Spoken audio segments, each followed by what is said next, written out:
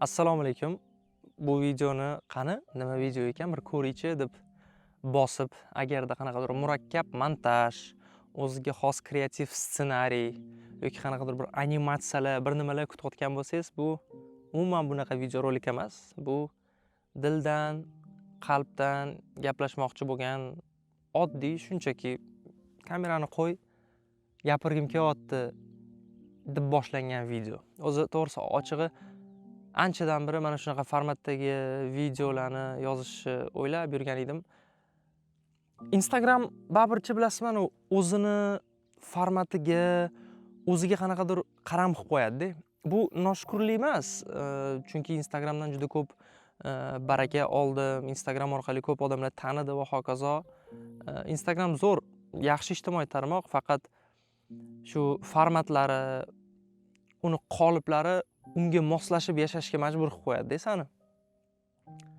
Misol uchun, men juda ham ko'p sayohat qilaman-da, lekin nimagadir sayohatlarimda YouTube olmas ekanman-da.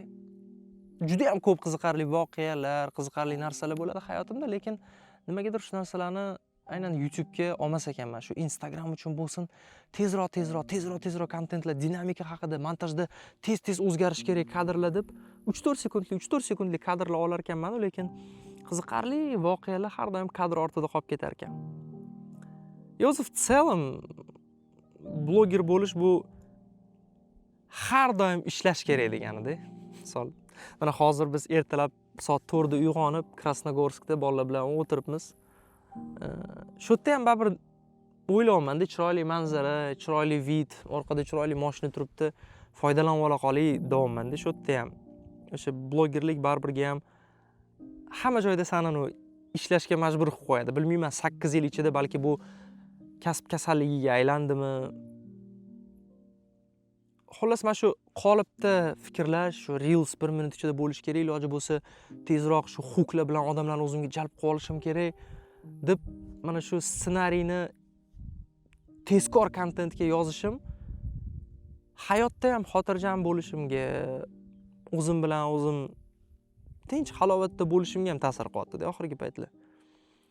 Bilmayman nimaga Instagramdan как будто ba'zigina charchab qoldim to'g'risi.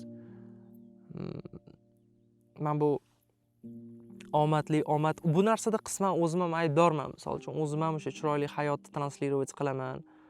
O'zim ham misol mashinalar olganimni qo'yaman va hokazo, lekin bu narsalardan asta-sekinlik bilan chiqyapman.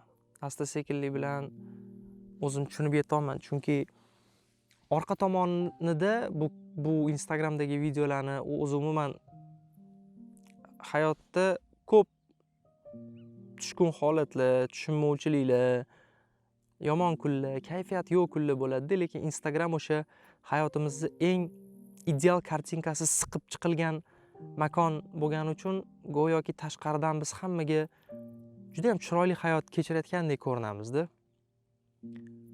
Va mana shu ijtimoiy tarmoqlar ayniqsa bizani juda ko'p o'zimizni boshqalar bilan solishtirishga majbur qilib qo'yyapti.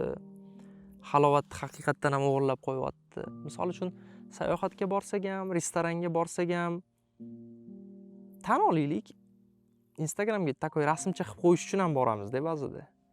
Instagramga biron bir joyga chiqsak ham dam olishga обязательно bitta stories kamida yoki bo'lmasa foto yoki videolar qilib reelsga joylaymiz.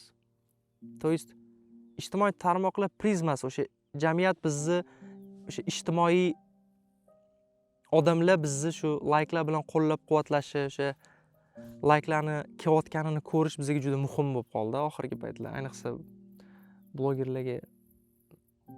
Endi men ba'zida bo'ladi, misol uchun, voy men bunaqa narsa qilsam aktivim zo'r bo'lib ketadi, voy bunaqa narsa qilsam zo'r prosmotr yig'aman, layklar bo'ladi va hokazo deyman-ku, lekin o'sha payt sal o'zimni bosib olaman-da. Chunki men hype orqasidan yugurib, любой narsani like uchun, prosmotr uchun qilish to'g'risi yoqtirmayman. Va oxirgi paytlarda Instagramda, ijtimoiy tarmoqlarda juda ham ko'p negativ fikrlar bo'lib ketib qoldi-da. O'zim ham qarab o'qiyman-da. Sen meni tanimasang, bilmasang, hayotda ko'rmagansan, biron marta gaplashmagansan, qanaqa qilib inson haqida bunchalar yoqimsiz, bunchalar g'alati gaplar gapirish mumkin deyman-da. Chunki men misol uchun biron bir insonni bilmasam, uni bitta xatti-harakati uchun hayotini, o'zini butkul qoralab yomonotliqqa chiqarish bilmadim. Ko'p hayolimdan juda ko'p narsalar o'tadi, har xil fikrlar. Ba'zida 3-4 oylab yo'qolib ketayman, sal o'zimga kelib olishim uchun deyman.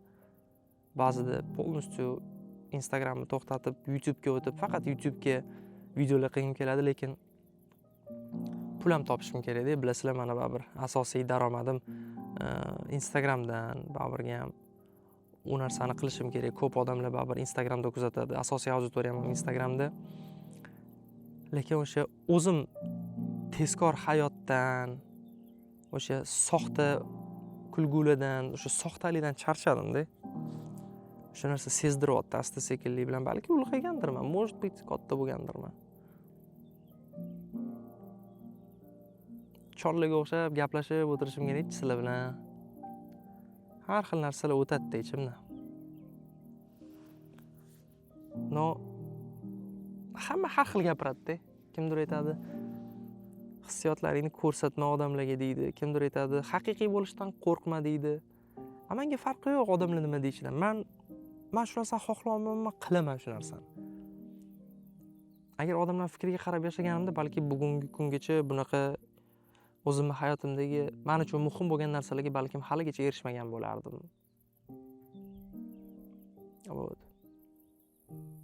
O'zingizda nima gap? Tinchmisizlar? Nimalar bilan bandsizlar oxirgi paytlar? Kayfiyatingiz bo'lmasa, sababi nimada deb o'ylaysiz? Izohlarda yozing, men o'qigim kelyapti o'zi. Holatinglar qanaqa oxirgi mana shu 1 oy, 1,5 oy ichida?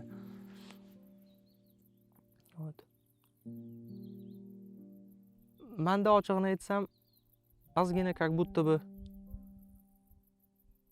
shu hayotimdagi xursandchilikni so'rib olishayotgandek bo'ladi. Takoy so'rib oladi-yu, bilasizmi? Hayotingizdagi baxtni, chiroyli narsalarni. Balki aynan mana shunaqa payt ko'proq shukrona keltirish kerakdir. Balki mana shunaqa payt aynan hamma narsaga rahmat aytish kerakdir. Bilasizlar, mana yigit kishida shunaqa narsa bo'ladi. Hozir yigitlar meni yaxshi tushunasizlar. Sinov kelsa-chi bizaga bitta oradan vaqt o'tib yana bitta emas, orqama ketin keladi, bilasizlarmi? Takoy to'xtovsiz bitta kelganda 6 ta, 7 ta bo'lib keladi-yu. Ana shunaqa sinovlarni boshimdan kechirayotgan davrdaman-da hozir. Shunaqa voqealar bo'lyapti. Ko'p narsalarni boshqatdan tushunib yetishga, yolg'izlikni qadriga yetishni boshlayapman. Ulg'aytiryapti meni, rosa ham ulg'ayib qolyapman. Yaxshidir balki bu. Chin qalbimdan mana shunaqa ma'nosi bo'lmasa ham, ma'nosiz bo'lsa ham, mantiq bo'lmasa ham mana shunaqa qalbdan, sizlar bilan yurakdan gaplashishni xohlagan bo'lardim. Tashqaridan ko'rinishi mumkin, tam do'st ko'p, tanish bilish ko'p, doim yoqda bu yoqda deb. No, na samom деле do'stim deyarli yo'q. Misol uchun gapirib bermoqchi bo'lsam yoki biron bir narsalarni bo'lishasiz o'rtog'ingiz bilan. Shunaqa ham qalbimgacha kirib boradigan shu do'stlarim ekan. Ular bilan ham bir ko'rishib qolganda ko'rishmasa, asosan o'zimman ko'pincha.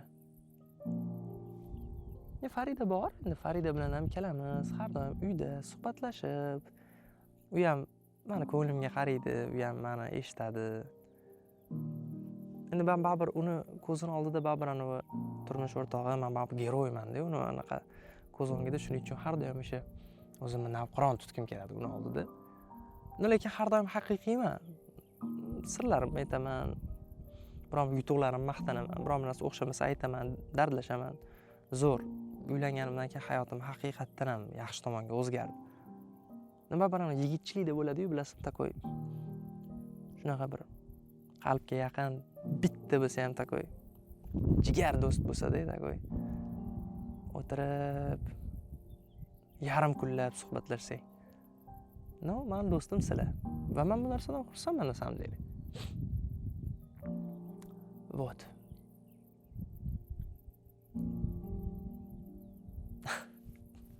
Bilmayman, bu videoni oxirigacha ko'rdinglarmi yoki yo'qmi, chunki hozirgi paytda 3 sekund, 4 sekund odamni e'tiborini ushlab qola olmasang, odamlarning deyarli e'tiborini jalb qilib bo'lmayapti. Shuning uchun prosta mantiqsiz shunaqa suhbat, shunaqa shunchaki gap. Vaqtinglarni olgan bo'lsam rozi bo'linglar. Agar sizlarga bunaqa format yoqsa, может быть ko'proq qilarman. Может быть ko'proq tabiat qo'yniga chiqib, может ko'proq o'zim bilan o'zim yolg'iz qolib shunaqa sizlar bilan ko'proq gaplashish yo'lini toparman. Buni ham izohlarda yozsanglar xursand bo'lardim. Так что videoni agar oxirigacha, o'ylaymanki hech kim ko'rmadi buni, lekin oxirigacha vdrug agar ko'rgan bo'lsangiz, rahmat sizga. O'zingizni ehtiyot qiling. Ko'rishguncha.